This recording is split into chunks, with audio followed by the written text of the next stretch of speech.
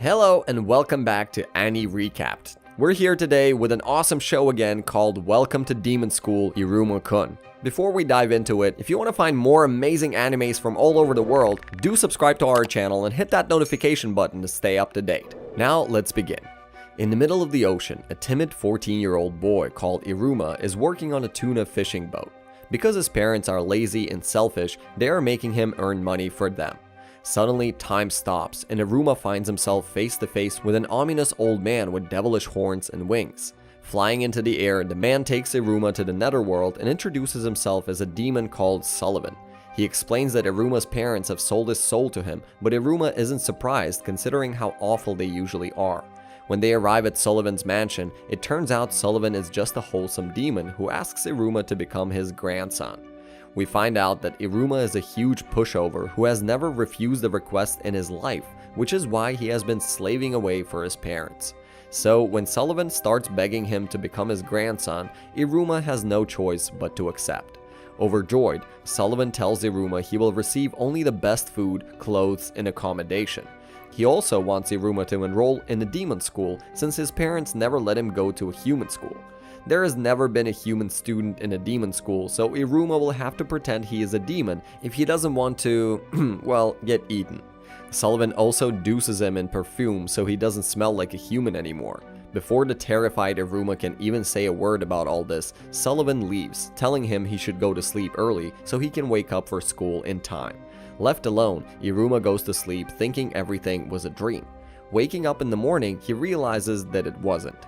Sullivan happily takes a photo with him and sends Oprah, his butler, to take him to the demon school called Babel's. Arriving at Babel's together with hundreds of demon students, Oprah leaves and Iruma is left to his own devices. He is terrified of being eaten, but even though the atmosphere seems threatening to him, nothing bad is happening and the students pretty much act like humans would. When the entrance ceremony begins, Sullivan appears at the podium, revealing he is the school's principal.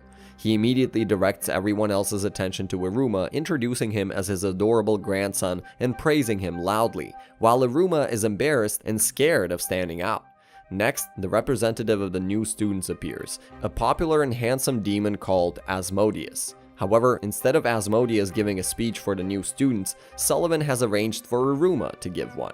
Having no other choice, Iruma climbs on stage, shaking with fear and with nothing to say. Suddenly, a piece of paper flies into his hands. It's a message from Sullivan saying he wishes him the best in the upcoming school year. Underneath that text is a strange spell. Not knowing what else to do, Iruma reads out the spell even though he doesn't understand it.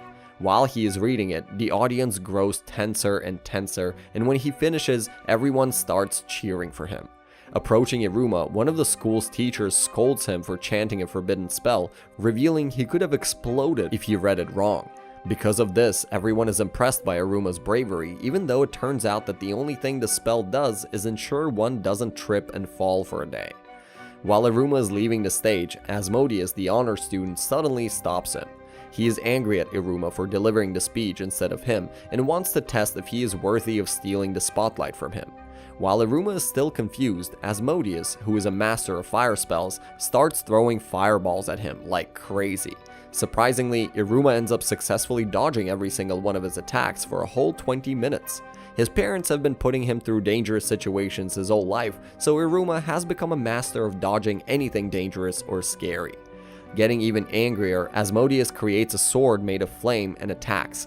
Iruma manages to dodge, but Asmodeus' momentum makes him run in the direction of a female student. Realizing she is in danger, Iruma grabs Asmodeus to stop him from hurting her, since he can't fall over because of the magic spell from before. Iruma ends up defeating Asmodeus by accidentally performing a German suplex on him. The demons watching the fight are impressed, and Iruma becomes the talk of the school, even ending up in the newspapers.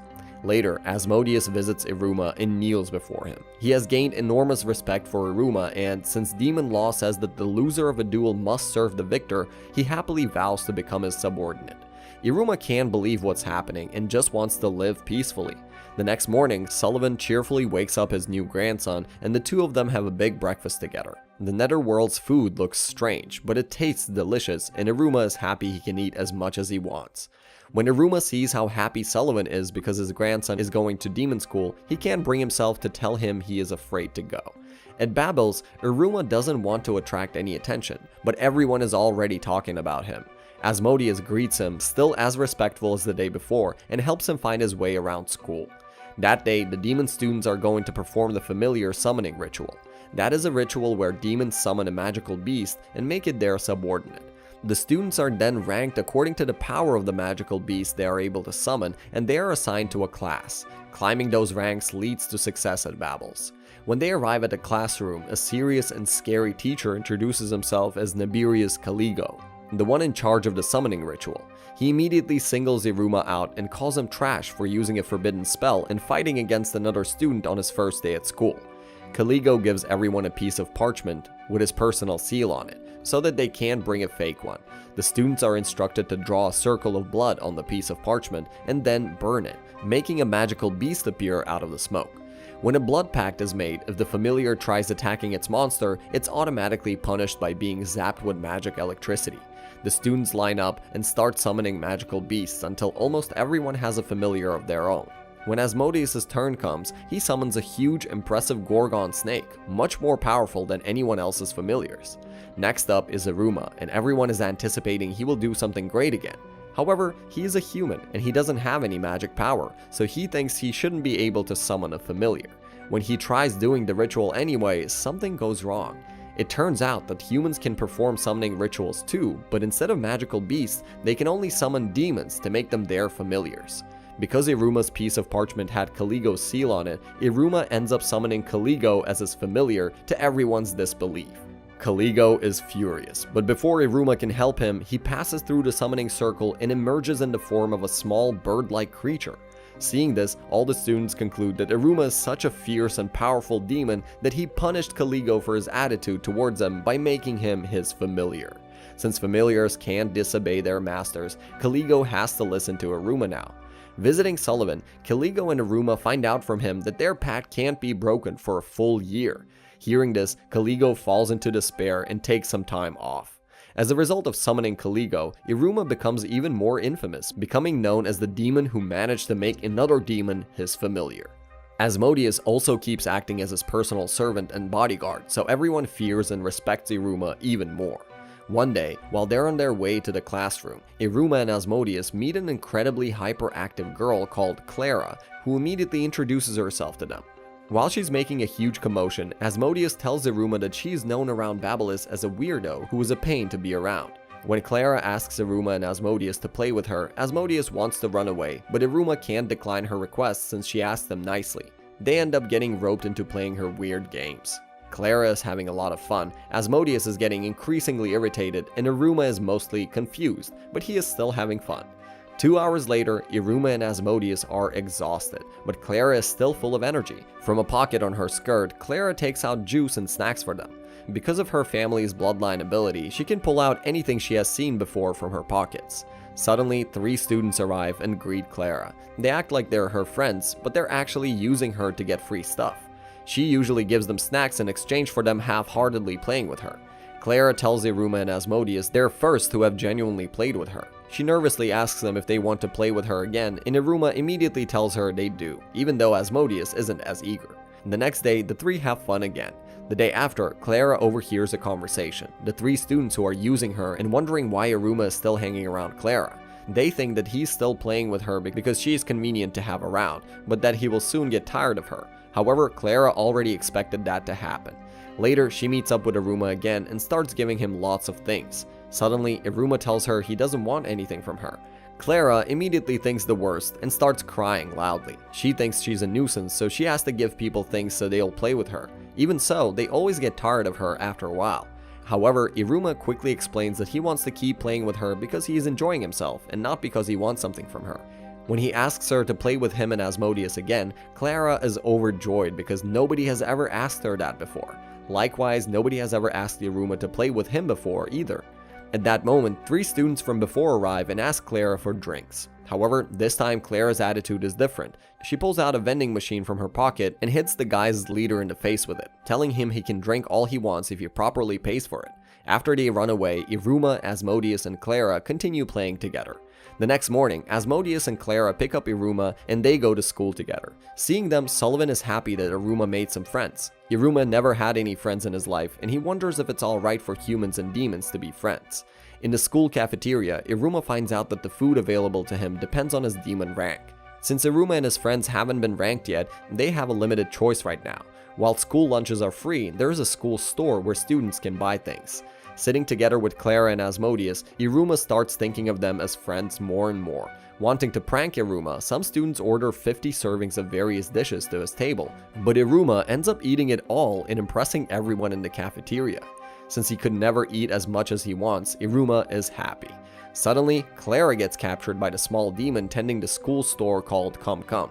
It turns out she isn't allowed at school store since she can reproduce whatever she sees, which is the same as stealing to Cum Cum. Having returned from his leave, Caligo notices the commotion. Because Clara wants to see Caligo in his familiar form, she tricks Iruma into summoning him using a summoning ritual sticker sold in the school store. Caligo wants him to clap his hands to undo the summoning, but Cum Cum accuses Iruma of stealing a summoning sticker and chases him away together with Asmodeus and Clara. Having escaped, the 3 laugh with relief. Since the class rosters are getting announced the next day, they hope they'll end up in the same class. Iruma suddenly asks the 2 of them if he can call them his friends, but they are confused since demons don't have the concept of friends. Iruma explains that friends are important people who you do everything with. Hearing this, Asmodeus and Clara are both eager to become Iruma's friends and argue over which of them is better. With his new friends, Iruma thinks that he might be able to enjoy his life at school even though he used to be afraid of it. The next morning, Sullivan tells Iruma he put him, Clara, and Asmodeus in a special class called the Misfit class. Because that class is full of troublemakers, Sullivan thinks Iruma won't stand out as much as he usually does. Heading to school, Iruma is worried about what his new classmates are going to be like, but his friends calm him down. Suddenly, Asmodeus asks him why he doesn't fly to school like everyone else, since all demons can fly. Before Iruma can say anything, Asmodeus somehow concludes that he's walking because he wants to strengthen his legs. Arriving at the first year's tower, they look for their classroom but can't find it. A magical arrow appears and leads them outside, far away from the first year's tower. Following the arrow past the garbage dumping ground, they see an old decrepit door with a sign saying it's the door to the Misfits classroom. As soon as Iruma enters, a variety of traps activate, but he dodges them all. Impressed, the students applaud him. It turns out they were betting on how many weapons were going to hit each student as they arrive. Suddenly, a huge demon called Sabro approaches Iruma, telling him how he didn't even bother to dodge the traps. He thinks dodging is cowardly and shows off how the weapons flung at him didn't even hurt him. The bold demon gloats about his goal to become the Demon King, the demon who rules over the entire netherworld and its inhabitants. However, the throne has been empty for hundreds of years. The Demon King is usually chosen from the few demons that reach the 10th and highest demon rank, Yod. Since his goal is to reach Yod, Sabro hates everyone who ranks higher than him. This is why he picked a fight with the teacher and ended up in the Misfits class. Asmodeus is at the top of the class, but he became Iruma's servant, so Sabro doesn't consider him a threat. Hearing that, Asmodeus corrects him, saying he is Iruma's friend. Hearing the word friend, all the other demons in class are curious. Asmodeus tells them that friends are people who spend time together and are willing to die for each other, which is a huge exaggeration. Suddenly, Caligo barges into the room. It turns out that, while he was still transformed into a familiar, he was absent from a teacher's meeting and ended up being appointed as the teacher of the Misfits class against his will. Beginning the class, Caligo takes everyone outside. In order for the students to have their ranks determined, they will have to race to a flag at the end of a deep valley. There are usually 2 courses the students can take, a longer course which is safer and a shorter one which is a lot more dangerous. However, this time only the safer one is available since the Guardian of the Valley has been moody for some reason. The Guardian of the Valley is a powerful magical beast that lives along the shorter course, so traveling that way is too dangerous now. But of course, Sabro insists that he wants to take the dangerous course anyway. When Caligo signals the start of the race, all the demons spread their wings, making Iruma realize he doesn't have any. Everyone takes flight, and when he sees Iruma hesitating, Caligo pushes him off the cliff.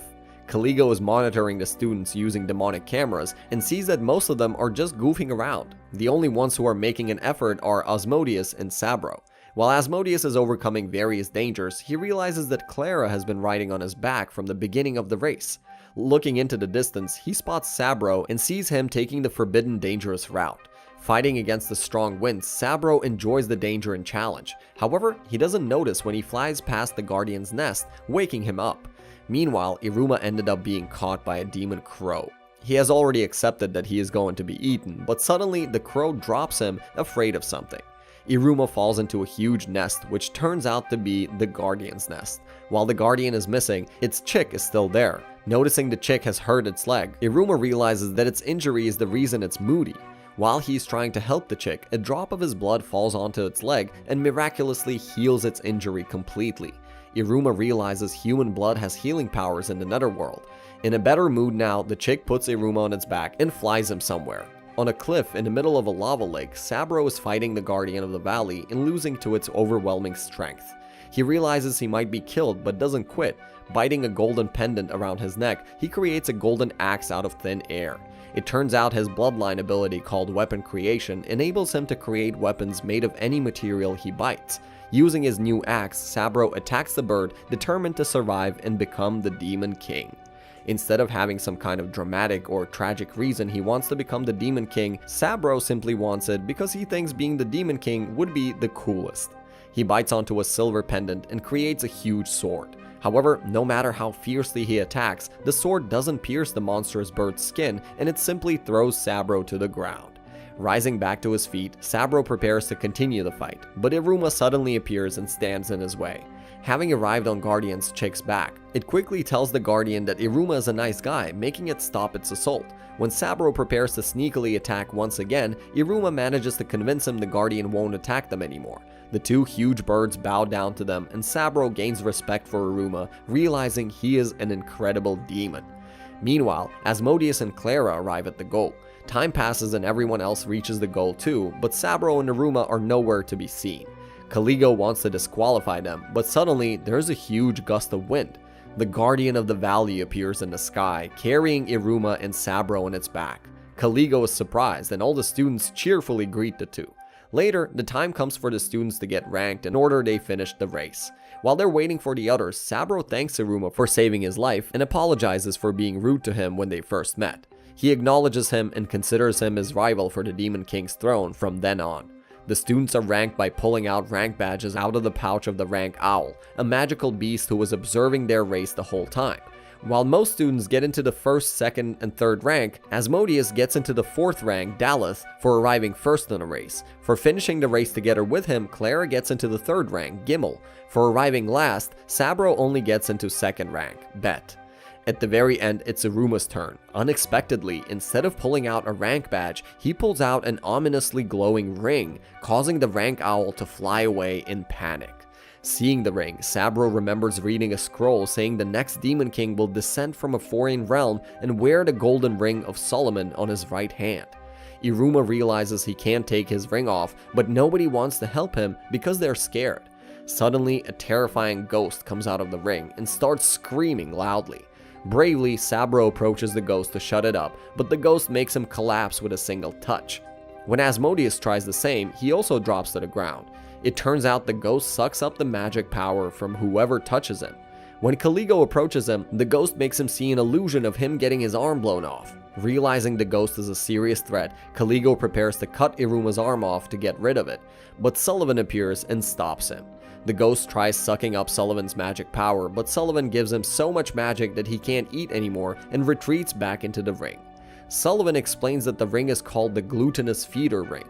It's a magical item that stores the wearer's magical powers, but as soon as it becomes empty, it'll try eating the magic of anyone who comes near him. He tells Iruma that strange things come out of the rank owl's pouch, and that the ring is harmless as long as he feeds it. After the danger is over, everyone takes a photo together. Since Iruma's rank turns out not to be measurable, Iruma gets into the first rank, Aleph. He is happy since he thinks he won't stand out anymore, but in the end, he becomes even more famous than before because he tamed the Guardian of the Valley. To Iruma's horror, Sullivan drives him to school in a luxurious carriage the next day, attracting everyone's attention. Before he leaves, Sullivan gives Iruma a cell phone so he can call him anytime he wants. In class, Caligo tells the students they are going to start having classes with the other teachers. During the day, the students learn various things with different teachers. In the end, they attend a demonic botany class with an airheaded teacher called Susie. They learn to make a flower bloom by chanting Quan Quan and channeling their magic power into a flower pot. Iruma doesn't have any magic power, but he imagines cherry blossoms while holding his pot. He says Quan Quan as a joke, but suddenly his ring starts shining. Sullivan calls him on the phone and tells him he can actually use magic through the ring. Sullivan's magic power is still inside the ring, but he hasn't adjusted the magic power output yet. At that moment, Iruma's plant starts glowing and growing until it breaks through the ceiling, forming a beautiful cherry blossom tree. From her office's window, the student council president called Emily Azazel observes the scene. She knows cherry blossom trees only exist in the human world. The student council of the Babel supervises all the students and maintains peace in the school. As its president, Amelie does her best to make Babels the best it can be, and everyone knows her and loves her. She's also one of the few demons who knows that humans exist and they aren't just a fairy tale. Having observed Iruma for a while, she started to suspect he is a human. Once Amelie is left alone at her office, she enters a secret room where she keeps a bookshelf full of forbidden texts that contain information about the human world. However, it turns out those secret texts are actually just volumes of a romance comic called First Love Memories. Amelie can't read Japanese, but she's fascinated with the comic anyway. Unable to understand it properly, she thinks that in the human world, boys can make girls fall in love with them just by bumping into them. At the Botany Tower, Iruma is helping clean up the damage his cherry blossom tree has caused. Finishing up, he heads back into the school to put away the cleaning tools. While he's walking around a corner, he bumps into Amelie, who is hurrying home. Iruma asks Amelie if she's alright, just like the male character in First Love Memories, and she is shocked. Realizing the boy who bumped into her is Iruma, she is now sure he is a human. Calming down, Amelie decides to contact her father, who is the head of the demon police, and have Iruma captured without causing a panic among the other demons. She considers Iruma a threat, but keeps getting embarrassed comparing him to the boy from First Love Memories, while Iruma thinks she's just angry at him. Suddenly, a volume of First Love Memories falls out of Amelie's pocket, and Iruma immediately recognizes it. He used to love that series, and he was even an assistant on it. Realizing Iruma can read the comic to her, Amelie decides not to tell him she knows he's human. She drags him to her office and he is scared, but she ends up just giving him tea and cookies and asks him to read First Love Memories to her. She's making an excuse to herself that she's making him do it just so she can confirm he's a human. Sure. Iruma goes along with it and dramatically reads the comic to her while she listens intently. He ends up going through the whole first volume and it's already dark outside by the time he's done. Embarrassed, Amelie gives Iruma her number and tells him to come whenever she calls him, but never to tell anyone. While he's going back home, Iruma realizes he had fun with Amelie. Meanwhile, Amelie is looking at bookshelves full of First Love Memory volumes, torn between reporting Iruma to the authorities and continuing to invite him to read for her. The next morning, Oprah suddenly asks Iruma if he wants to go back to the human world, but Iruma realizes he is a lot more happier in the netherworld. Oprah tells him he could actually go back if he graduates school with a high rank. At Babel's, Iruma, Clara, and Sabro are goofing off. Iruma is thinking about raising his rank even though he's a human when he gets a message from Amelie inviting him to her office. Seeing Iruma run off somewhere, Asmodeus and Clara are worried about him and decide to follow him. They decide to buy detection warding glasses at the school store. Finally, the two of them see Iruma and Amelie walking into a room together, and they are shocked Iruma is secretly playing with someone other than them. Asmodeus completely misunderstands the situation, thinking Iruma wants to gain control over the student council so he can rule the school. In Amelie's office, Iruma continues reading First Love Memories to Amelie. He gets to a part where the characters are talking about dreams. He asks Amelie if she has one, and Amelie doesn't know about dreams, but knows about ambitions. She tells him she is proud to be a demon and wants others to be proud of it too. Her ambition is doing her best to make Babel's the best school possible so that any demon would want to proudly attend it. She then asks what Iruma's ambition is, and Iruma realizes he doesn't actually have an ambition or desire of his own. He does his best to think of something, but he can't think of anything. His whole life he has only thought of what others want from him, but never what he actually wants to do. Meanwhile, Asmodeus and Clara are fighting in front of the room. Clara wants to hear what Iruma and Amelie are talking about, but Asmodeus is trying to stop her. Inside, Amelie tells Iruma to create an ambition for himself right now. However, he can't come up with anything on the spot, and Amelie then suggests that he just does his best to raise his demon rank to bet for now. Suddenly, Clara and Asmodeus break the door down, and Clara literally drags Iruma out because she wants to play with him. Before Iruma leaves, Amelie tells him that if he is really interested in raising his rank, she will wait for him until he can stand by her side. The next morning, Clara asks Sabro how she can get Iruma's attention back from Amelie. Sabro tells her she needs to capture him with her feminine charms, and she decides to try doing that. Finding out about an elective course in seduction, she decides to take it. When the time comes, Clara finds herself with the other girls in seduction class, which is taught by a succubus called Rain. First, Rain measures the girls' sexiness and finds a reasonable sexiness percentage in almost every one of them. However, when she reaches Clara, she realizes she's only 2% sexy, which is incredibly low. In order to help her, she gives Clara a stack of special textbooks. After class, Clara reads them and decides to try out some of the techniques described there, like doing sexy poses or wearing flashy clothes and makeup. However, she fails completely, and Iruma is just confused every time she tries seducing him. At the end of the day, Clara is sad because she keeps failing. Arriving home, her family notices there's something wrong and manages to cheer her up. Getting her energy back, Clara decides to keep trying. The next day, Clara meets up with Iruma again. She performs all her seducing techniques at the same time and tries kissing him, but Iruma dodges her and she ends up torpedoing into Caligo at full speed. At seduction class, Rain tells Clara she is hopeless after all, but tells her about a secret weapon, a special pheromone perfume that can make anyone fall for her. However, Clara doesn't want it. Leaving the class, Clara sits down outside, frustrated because she can't seem to get Iruma back from Amelie. Suddenly, Iruma appears, telling her it's dangerous for a girl to be alone at that hour. Realizing Iruma actually considers her a girl, Clara is overjoyed. Promising Iruma she will make him fall for her one day, she flashes him such a beautiful smile that his heart skips a beat. Aww. Looking at her from the distance, Rain notices Clara's sexiness level rose to 10% at that moment. The next day, Iruma tells his friends he decided he wants to raise his rank to bet after all. Hearing that, Asmodeus gets fired up and starts loudly talking about how Iruma will take over the entire school, even though Iruma just wants to rank up once for now. Unfortunately, he is so loud that the other students all hear him and are once again impressed by Iruma. He actually inadvertently motivates the other students to raise their ranks with him. Asmodeus leads Iruma and Clara to Babel's underground gym. He tells Iruma he can rank up by getting good marks on a rank promotion exam. The next exam is held the following week, and the students will be tested through a game called Execution Cannonball. The game is based on an accident and brutal way to settle territorial disputes between demons, and it turns out that the contemporary version of the game is just like dodgeball in the human world. Summoning some puppets to act as practice players, Iruma, Asmodeus, and Clara start practicing. Suddenly, Sabro and everyone else from the Misfits class appears, fired up to play with them. However, they all use their different bloodline abilities and make the game a lot more dangerous than before, making Iruma realize he has no chance against them. Returning home, Iruma asks Sullivan to train him, and Sullivan is more than happy to help. Sullivan helps him with his throwing form and tells him he should try shouting Libera when he throws the ball. Thinking nothing of it, Iruma does it, and his ring reacts, making a huge dragon made of magic come out and launch the ball with the incredible force. Iruma is surprised, but he doesn't want to cheat and use Sullivan's magic to win. He wants to use his own power instead.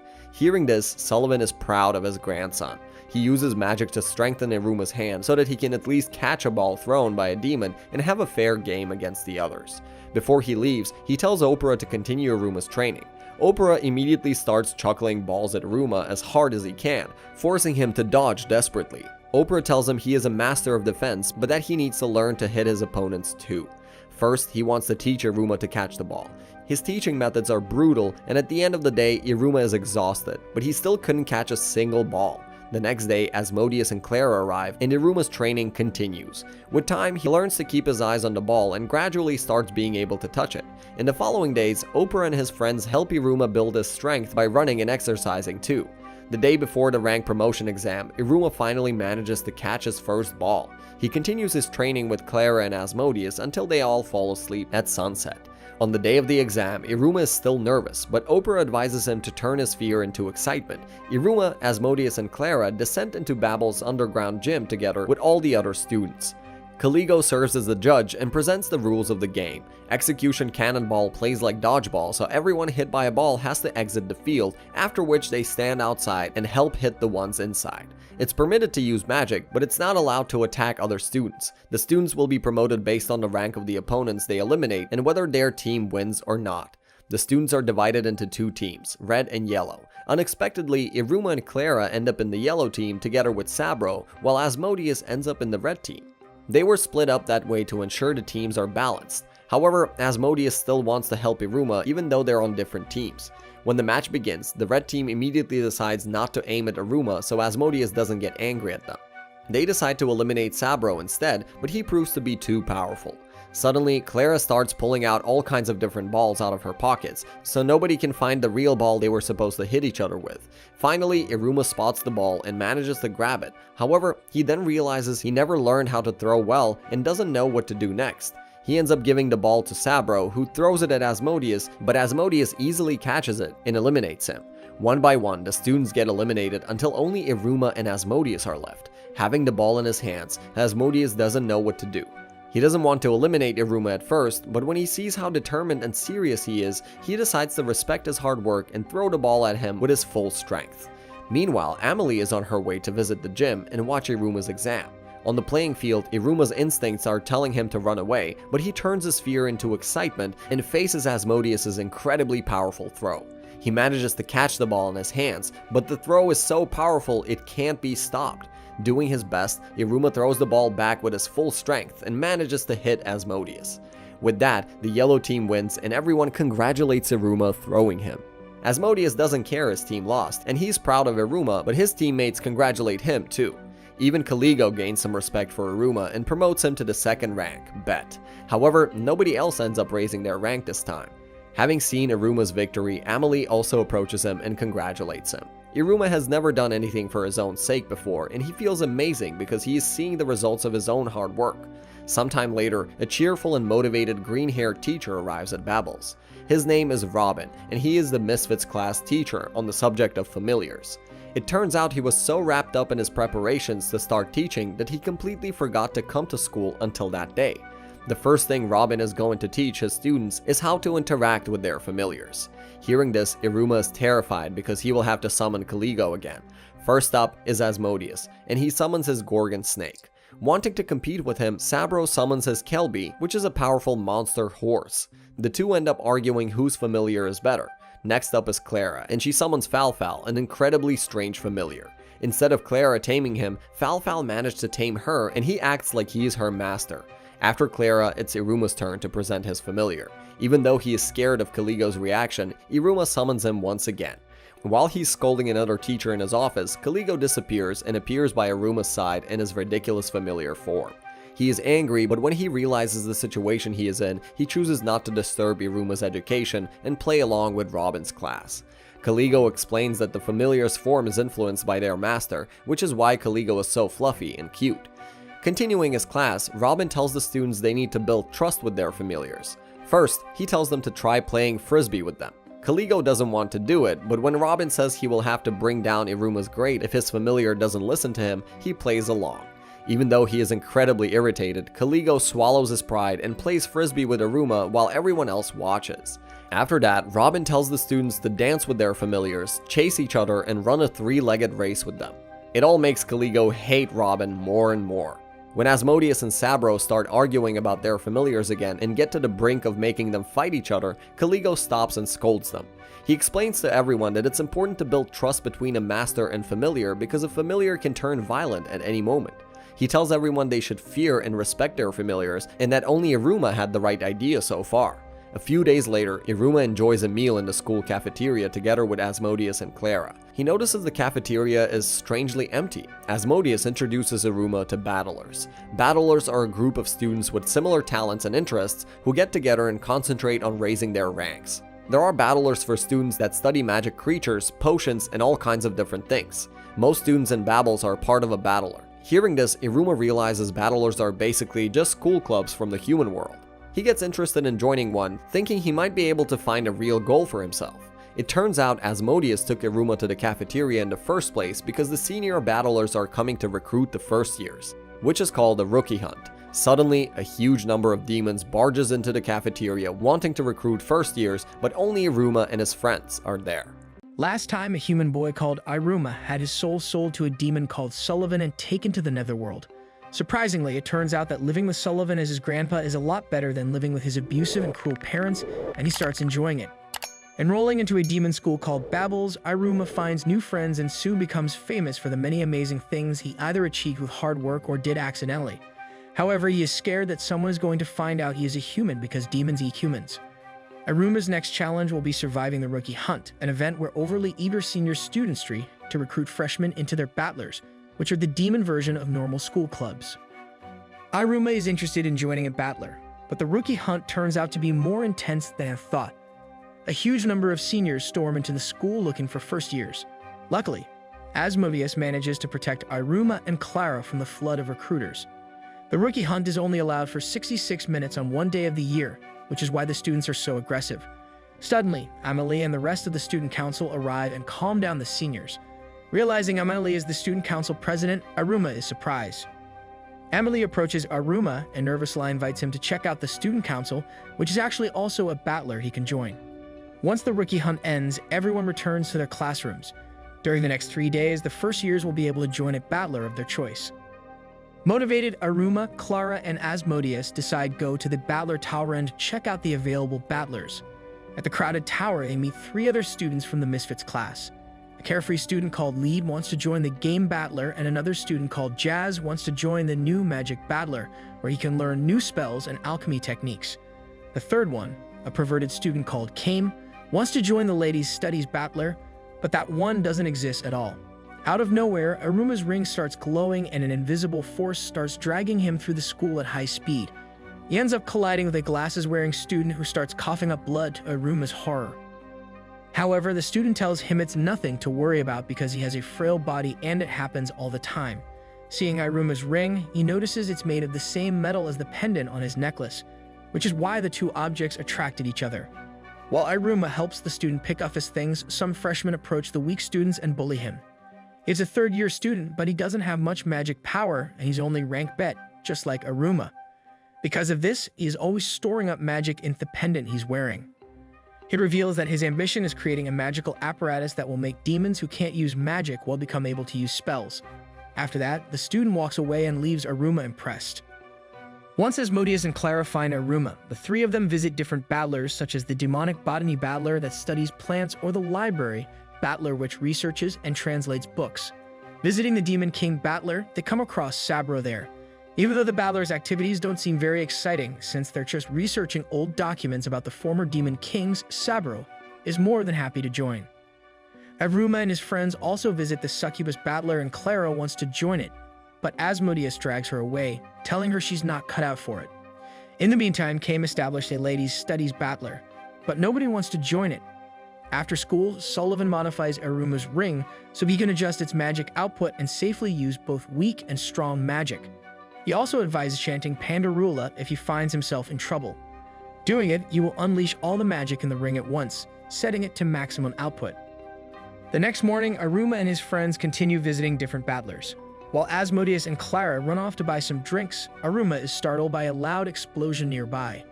It turns out the glasses-wearing student Iruma met the day before caused the explosion while experimenting in the magical apparatus battler. Meanwhile, Amelie has the student council room decorated with ornaments she saw in First Love Memories, hoping to impress Iruma when he visits.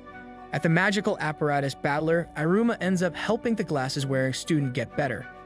Because of this, he messages Amelie to tell her that he won't be able to visit her, making her think he's afraid of her because he found out she's the student council president.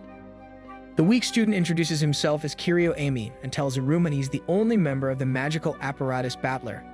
In that battler, magical apparatuses are studied and sometimes new ones are created.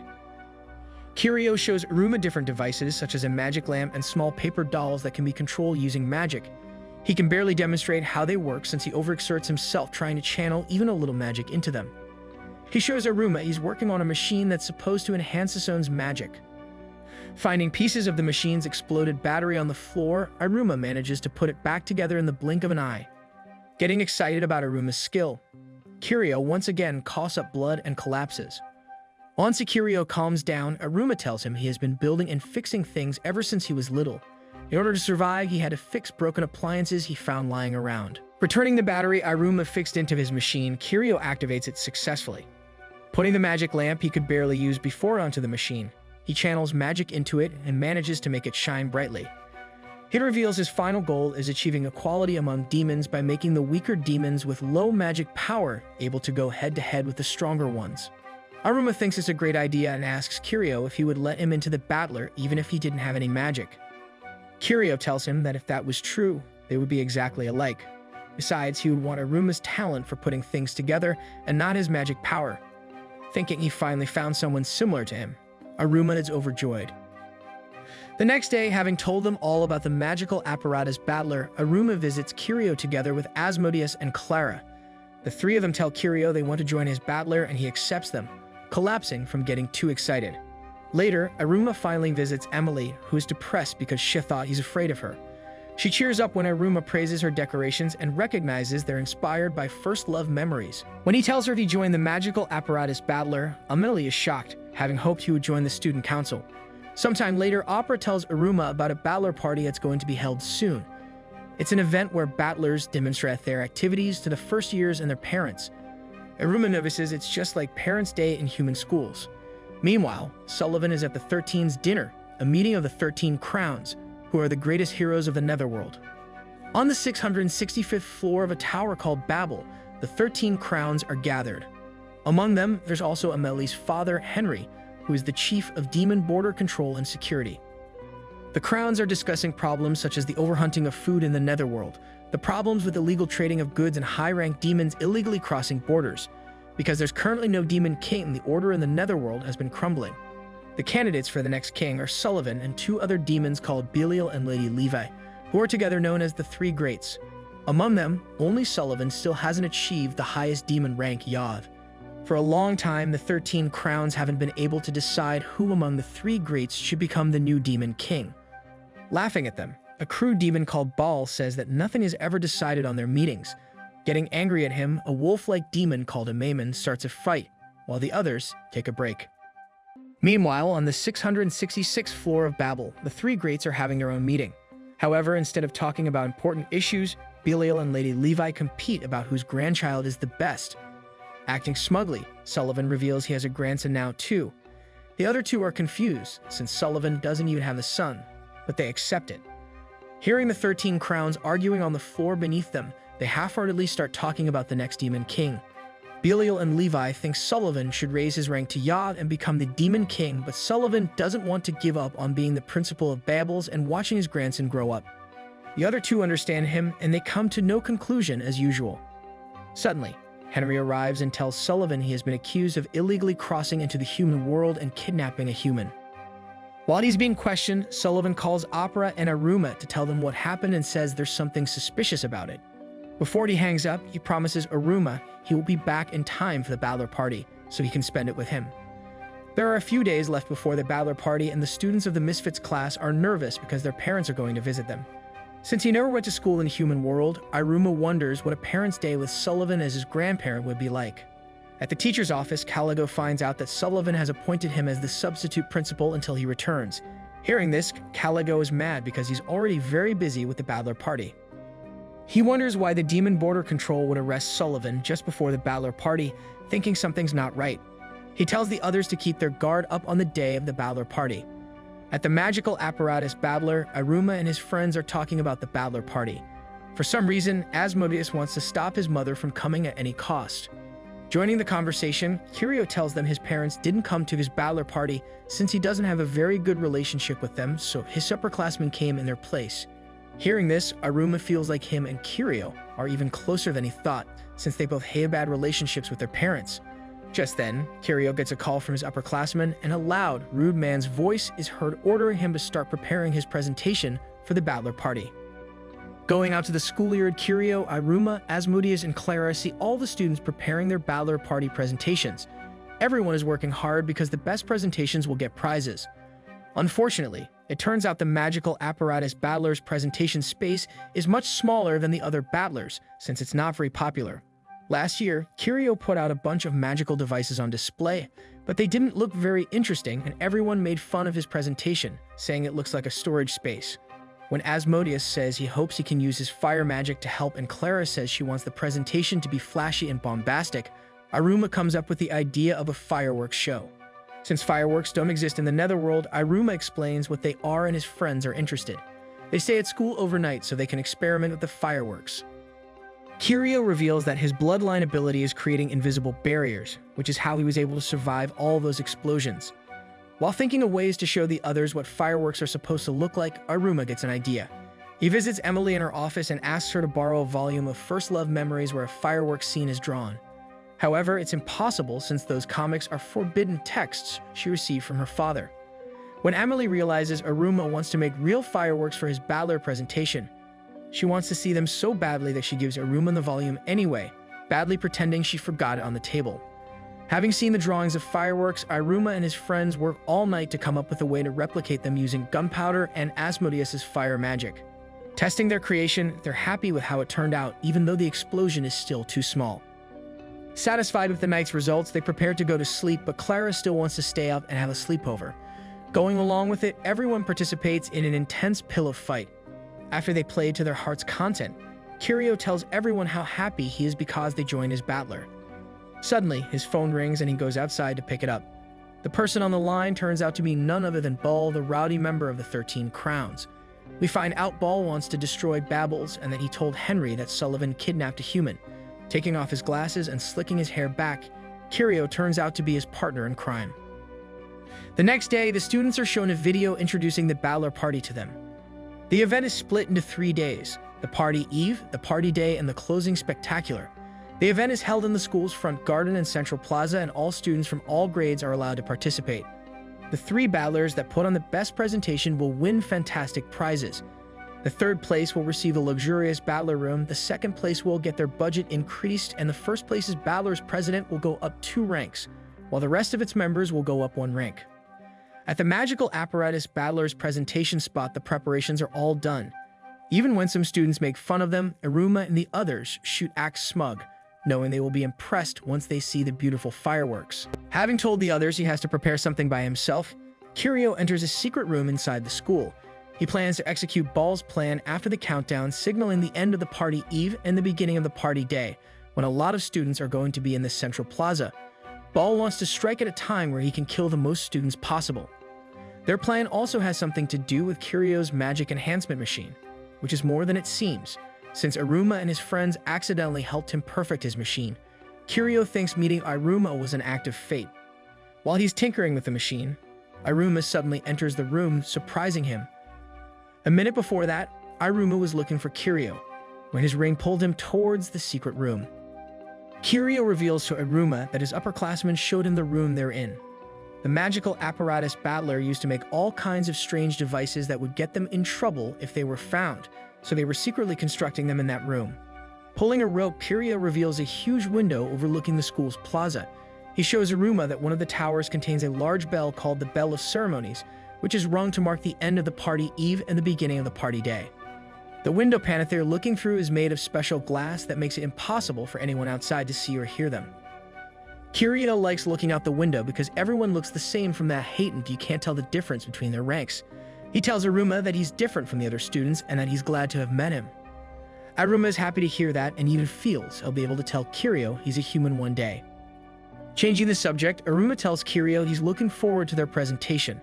He tells him they should aim for the grand prize, but Kirio doesn't think they can win it. However, Iruma insists that they should win it and surprise everyone. He wants to show everyone how hard Kirio has been working and getting closer to his goal of making everyone equal. Hearing this, Kirio is touched and tells Iruma the two of them really are the same. The night before the battler party, everyone continues doing their best. Before Asmodeus leaves his home the next morning, his butler tells him his mother can't wait to come to the battler party. Terrified, Asmodeus tells him he has to stop her at any cost. Before Iruma leaves for school, Opera tells him that Sullivan will definitely come to the battler party because he always keeps his promises. Arriving at Babel's, Iruma tells Asmodeus and Clara about this intention to get the grand prize, and they all get fired up. The party eve finally begins, and the school grounds are lively with students visiting various stands and attractions. Since their fireworks show begins after sundown, Iruma and his friends decide to check out the other battlers' presentations. While they're scouting, Kirio goes somewhere, telling them he's going to rest up before the show. Iruma, Asmodeus, and Clara look around and come across Sabro, who's convinced his battler is going to win the grand award. Their presentation is going to be a play where Sabro is playing the Demon King. Suddenly, the other misfits appear. In the end, Jazz really joined the new magic battler, and their presentation is going to include producing water from a rock using a new spell they came up with. Lead and his game battler are going to let visitors experience a virtual reality game using a virtual sorcery hat. There is also an underwater circus, magic beast battles, and various other attractive presentations. Returning to their spot, Iruma, Asmodeus, and Clara review their plan. At the countdown to the party day, the moment the bell of ceremony starts ringing, they will launch their fireworks. First a big one, and then several smaller ones. While Asmodeus insists Iruma lights the fireworks at their presentation, Clara misunderstands something and lights the fuse to the fireworks. They start panicking when they realize the fuse can't be extinguished, but in the end nothing happens. Surprisingly, there is no shell in the launch pad, even though one should be in there. It turns out Kirio took the shell and took it to his secret room, preparing to do something with it. Meanwhile, Sullivan is playing chess with one of his guards while still waiting for his verdict. We find out Thath Entry got the incriminating information about Sullivan from Bull. At the festival, Iruma and his friends are running around looking for Kirio, but they can't find him anywhere. Asmodeus thinks Kirio ran away with the fireworks shell, but Iruma doesn't agree, deciding to trust Kirio. In the end, they just decide to wait for him. At dusk, while everyone is having fun at the festival, Kirio breaks the pendant on his necklace and unleashes all the magic stored inside.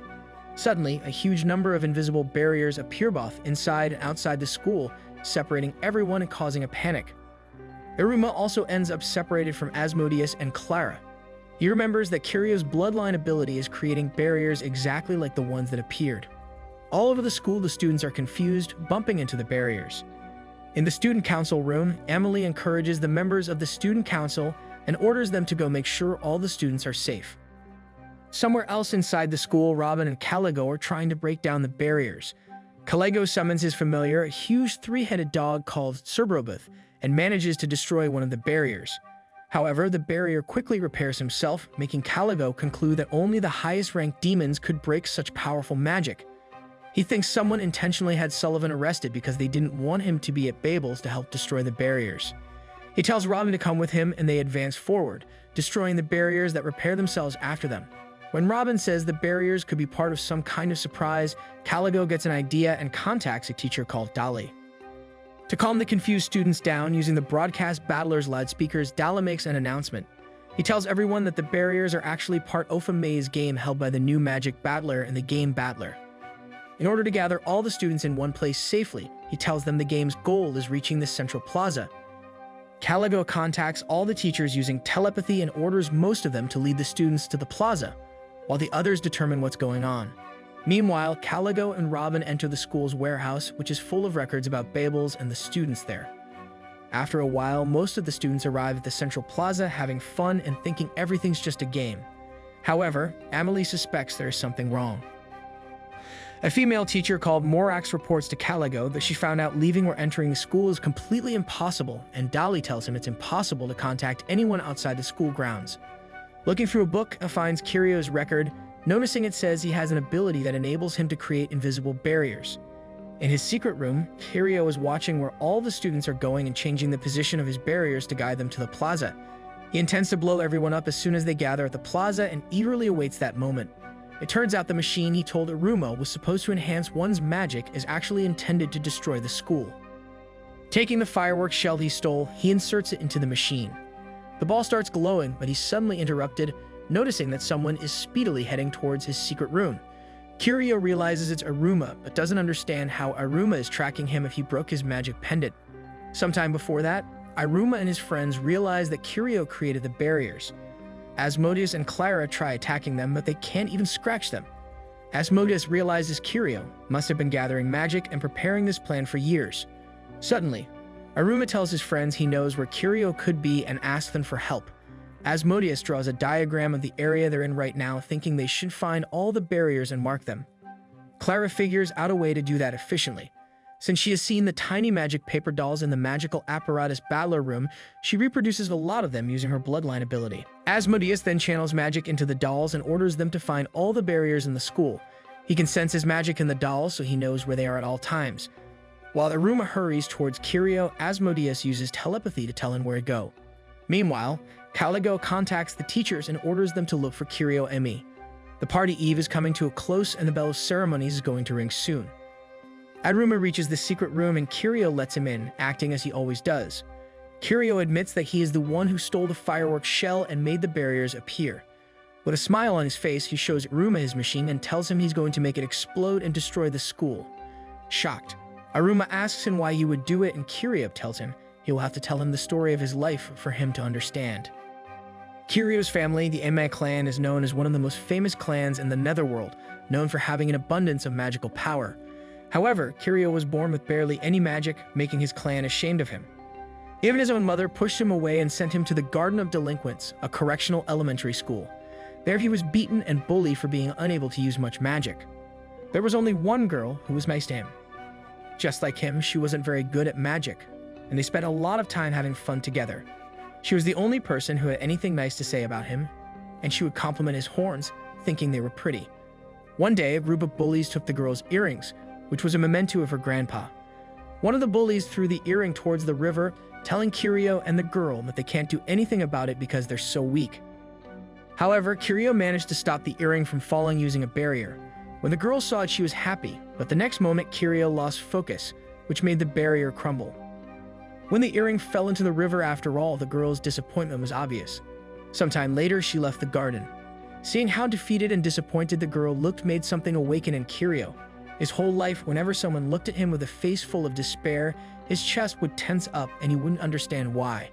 However, when he saw the girl's hopeless expression, he realized what that feeling was. From then on, other people's misery made him feel pleasure and his reason for living became the despair of others. Seeing how insane Kirio is, Aruma realized for the first time in a while that he's a human in a world of demons. Kirio continues his story about the past. At a past battler party, Kirio snuck into the magical apparatus battler room, having heard that they're a notorious battler. The other demons there were annoyed and then disgusted with him, seeing how he enjoys being treated badly. At the time, Bale was a member of the battler, and he heard the commotion. Kirio said he was looking for comrades, but he knew there was something wrong with him. He told everyone how he gave one of his horns to the girl who lost her earring and how she was absolutely disgusted by him. He felt good when he saw her expression, but he knows that's not normal. Having heard that, Ball joined in and told him there's no reason to consider those feelings abnormal. He completely understood Jim since all demons used to be like that. The Netherworld went from being full of screams and wars to a warm and pleasant place, which Bull is disgusted with. His ambition is returning the Netherworld to its original state of chaos together with his comrades from the magical apparatus battler. Giving him a glass of special wine, Bull invited Kirio to join the battler and help him fulfill his goal. He says that if he joined him, he'll be able to see ultimate despair. Thrilled, Kirio decided to join him, and from then on, Bull started teaching him about how demons used to be. One day, after Kirio enrolled into Bayables, Bale told him he wants to get rid of the demons' ranks that give order to the Netherworld. If they erase that rank system, the Netherworld would fall into chaos, so that's why they came up with a plan. In the present, Kirio can't wait to see the students' happy expressions turn into panic and despair. He didn't stop Aruma from coming to his secret room because he wants to see his face when his friends die.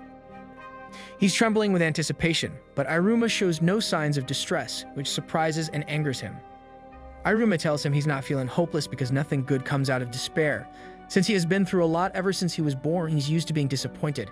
This is why he wants to take things in his own hands and change every hopeless situation he finds himself in. All this time, Kirio thought Aruma and him were alike, but now he realizes he's wrong. Aruma is actually his natural enemy, someone who refuses to bow down to despair. Climbing on top of some boxes, Aruma takes the white-hot fireworks shell, burning his hands. Kirio tells him there's no way to stop the explosion, but Aruma still refuses to give up. There's 40 seconds left before the bell rings and the students outside are getting excited. Refusing to give up on his fireworks show, Aruma jumps out the window, sets his ring to the highest setting and shouts Libera, summoning a huge dragon that launches the fireworks shell high up into the sky. However, the dragon is stopped by Kirio's barrier. Aruma shouts Pandarula, the spell that Sullivan told him to chant only when he's in trouble. All the magic from Iruma's ring explodes, strengthening the dragon so much that it finally breaks through the barrier. The shell explodes high in the sky, forming a beautiful firework and capturing the attention of all the students. Before he falls to the ground, Kiryu saves Iruma, who has fainted from the shock, by making a barrier underneath him. Kiryu is frustrated and angry at Iruma for destroying his plans, but at the same time he's impressed and admits his defeat. We find out that before the fireworks went off, Caligo and Robin climb onto the rooftop. Robin's bloodline ability, Bullseye Shot, enables him to shoot an arrow that always hits its target no matter what, so he shot an arrow with a message into the room where Sullivan was being held. Having read the message, Sullivan immediately headed towards Babel's, without regard for his guards. He arrived at Babel's just when the firework exploded and thousands of meteors started raining at the students standing in the plaza. The students had no idea about this, but Sullivan used a spell to stop time and then redirect all the meteors so that none of them hit anyone. After that, together with the teachers, he captured Kiryu, who went with them without any resistance. Kiryu lied to them that he didn't have any accomplices and that he planned all of it by himself. However, he isn't completely dissatisfied since he was able to see his own hopeless expression in one of the shards of his broken barrier at the moment his plans were ruined. Before he was taken away by the Demon Border Patrol, he told Sullivan to tell Iruma he had fun with him and he wants to play with him again sometime. In the present, Iruma is woken up by Sullivan, unable to move his body because he used so much magic at once. Carrying him on his shoulders, Sullivan tells Iruma he is proud of him and takes him to the window facing the plaza. Seeing Iruma, all the students applaud, delighted and surprised by his incredible fireworks show.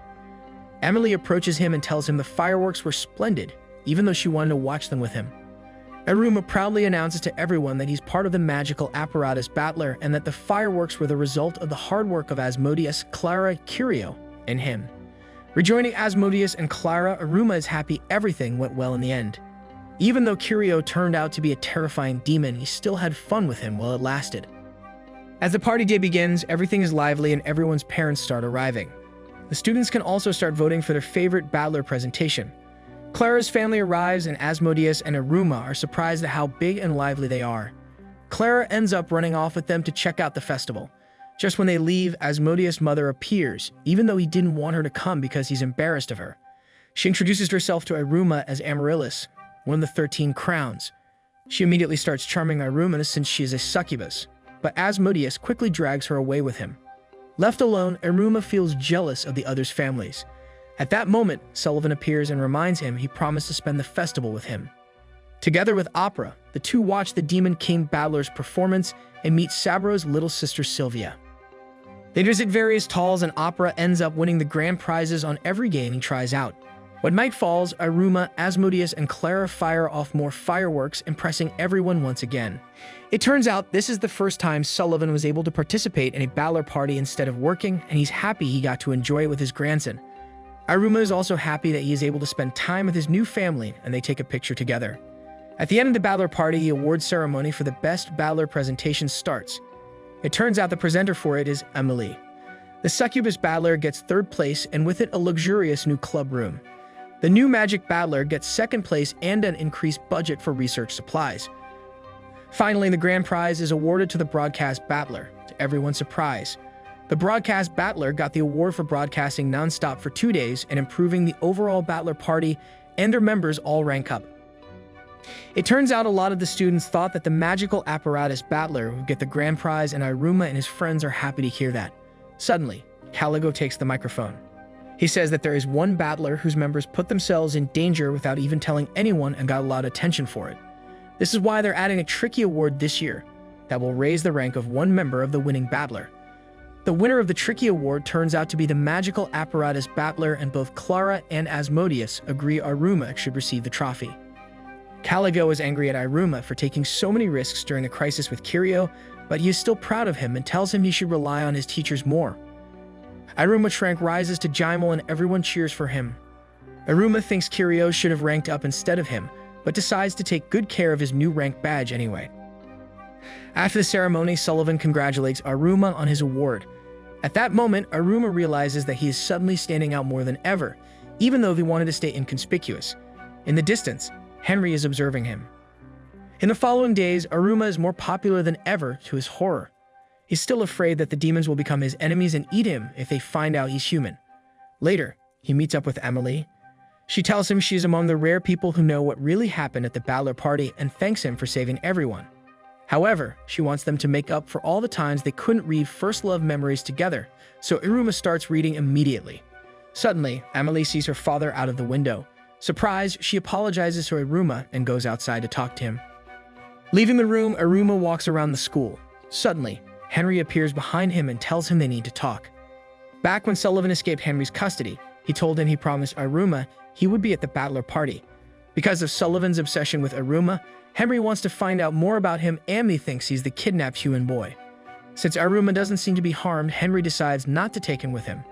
However, if he shows any signs of wanting help, he wants to help him immediately. Henry starts telling Iruma he has met a human before and captured him. After that, he sent his upper half to a research laboratory and ate his lower half with his colleagues. Iruma is absolutely terrified, but Henry says he's just kidding.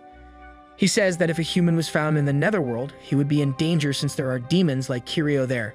This is why he sent home the human he found.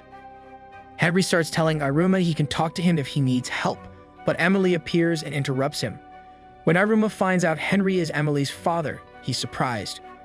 Emily tells Henry that Iruma is an outstanding demon and that they have tea alone from time to time.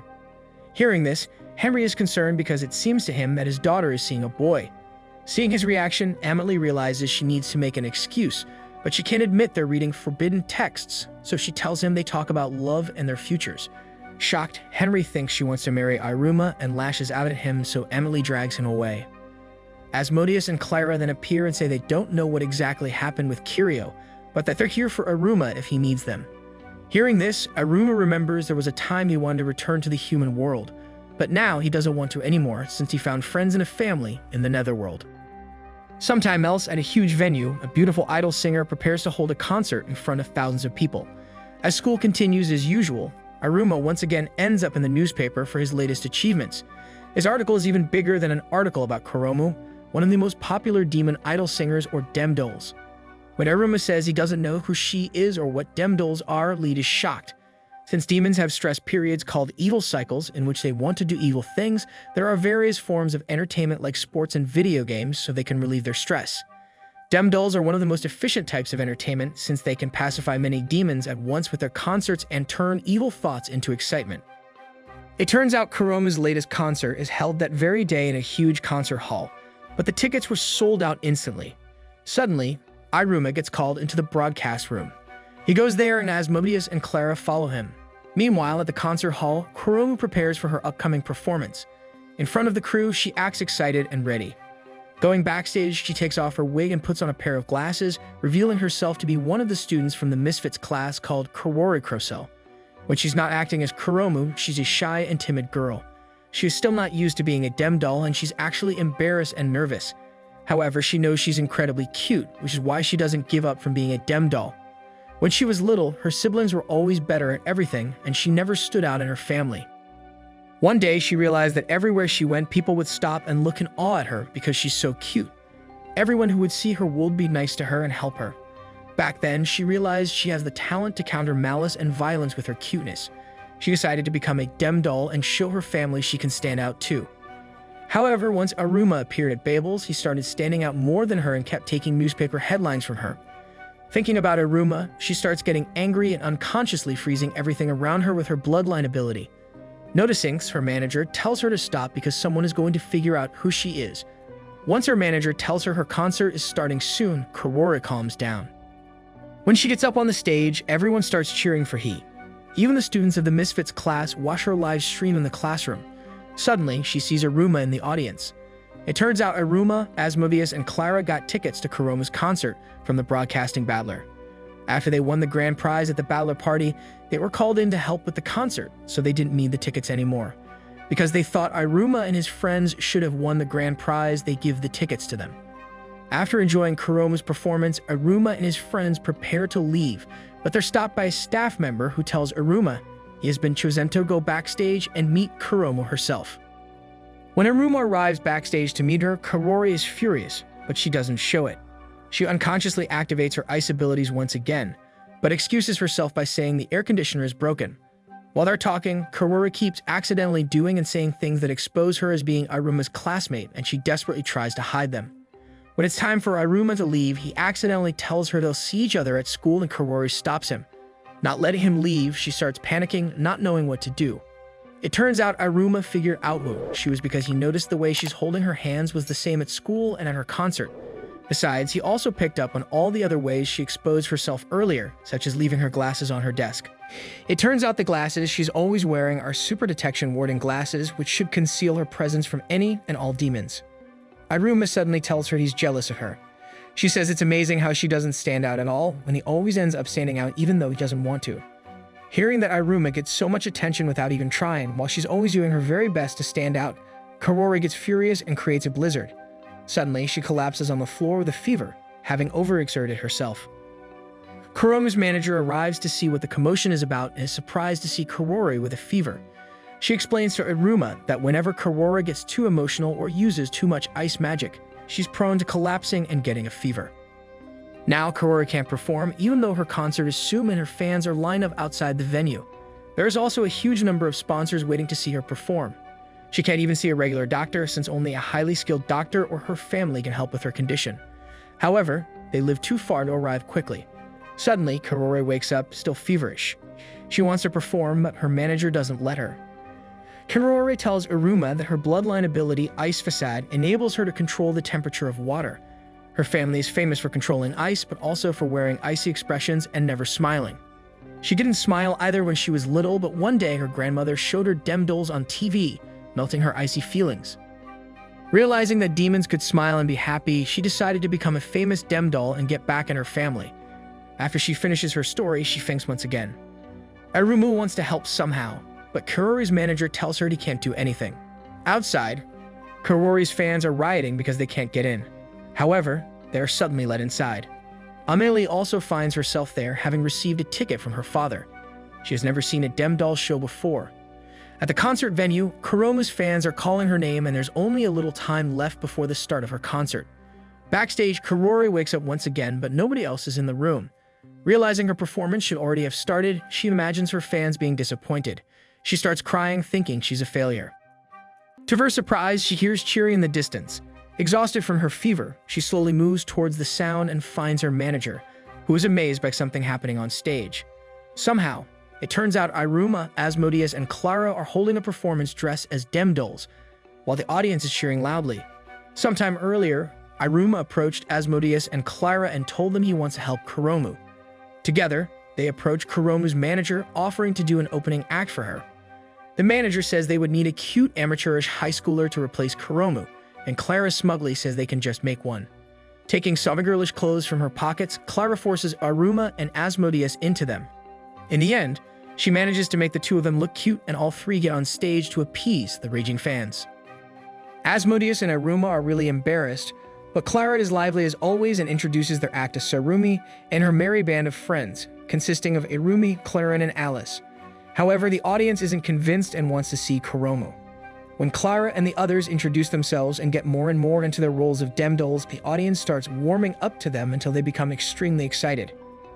Iruma, Asmodeus, and Clara start doing stunts on stage and throwing candy into the audience, making the crowd goes wild. Watching all this, Karori realizes Iruma really doesn't want to stand out, but he always ends up standing out for the sake of others. Suddenly, having gotten better, she spectacularly appears on stage as Kuromu. She thanks Iruma and the others with all her heart. However, when Iruma prepares to leave, she makes him take responsibility and sing with her, while Asmodeus is doing the lighting effects with his flames and Clara is playing the drums. Karori, together with Iruma, Asmodeus, and Clara, hold a spectacular performance which is a huge success. After the show, everyone is satisfied. It turns out that Karori's family arrived at some point and healed Karori, after which she was able to join Iruma on stage. However, they left as soon as they did that. Her mother left Karori a message telling her to take care of herself, and she told her manager they were watching Karori. Reading it, Karori is overjoyed and realizes her family cares about her. What the manager didn't tell Karori is that her family stay at the concert only because they would get so excited they would pass out, so cheered her on from home as always. Even though the show was a success, Karori is a little frustrated because she helped Iruma stand out even more. The next day at school, Karori is angry because Irumi appeared on the front page of the newspaper. However, she still wants to keep being friends with Iruma. After the dem doll incident, everything returns to normal. Iruma wakes up, has breakfast, and goes to school with his best friends. After class, he meets up with Amelie for a reading session. Suddenly, Amelie remembers the Dem doll concert she saw the other day and realizes the Dem doll called Irumi looks a lot like Aruma, but convinces herself they can't be the same person. Returning home, Iruma reflects on the wonderful day he had and suddenly realizes just how much he has gotten used to living in the netherworld. The next day, thinking about it, he asks himself if it's really fine for him to stay in the netherworld, even though he's a human.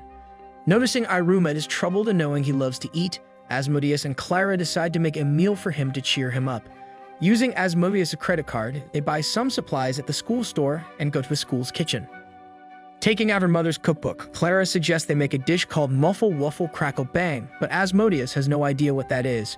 He pretends to know, so he doesn't embarrass himself, but the recipe Clara shows him doesn't make any sense to him. In the end, it turns out to be simple fried chicken. While they're cooking, the two end up arguing. They decide to cook for Iruma separately and compete at whose dish will turn out more delicious. They each go to their homes and get to work. Clara is troubled because she doesn't think her food is going to be good enough, but her mother makes her realize the most important ingredient is love. In the end, the whole family ends up singing together and helping Clara cook.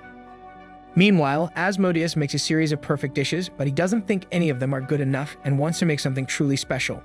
His butler suggests he tries making a fish dish next, but it turns out he can't stand the smell of fish. Still, he does his best to conquer his fear and finish the dish. The next day, Asmodeus and Clara each bring a gigantic and extravagant meal for Iruma. Iruma is overjoyed because they both did their best just for him, and he tells them both their dishes are amazingly delicious. Asmodeus and Clara are happy, but they demand to know which dish is more delicious. While they're arguing, they accidentally stuff some of both dishes into Iruma's mouth, and it turns out the combination of their dishes is even more delicious than the dishes separately. Iruma gives both Asmodeus and Clara some of the combination, and they're amazed at how tasty it is. Seeing they manage to cheer Iruma up together, they make up. After all that, Iruma decides to continue his life in the netherworld, even though he's a human.